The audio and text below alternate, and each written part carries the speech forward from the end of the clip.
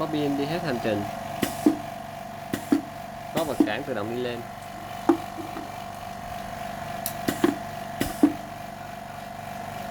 Cản và đủ lực thì đi lên. Tay vẫn giữ.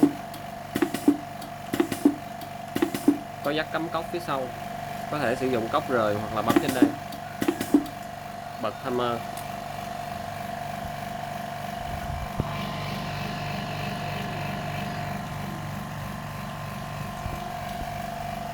Hàng đèn sẽ báo. Kim chạm đèn sẽ sáng.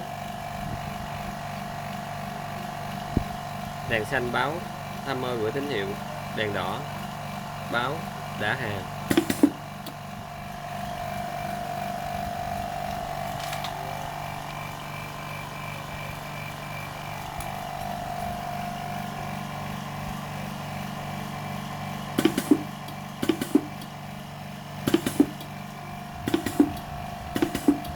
Không sử dụng, tắt.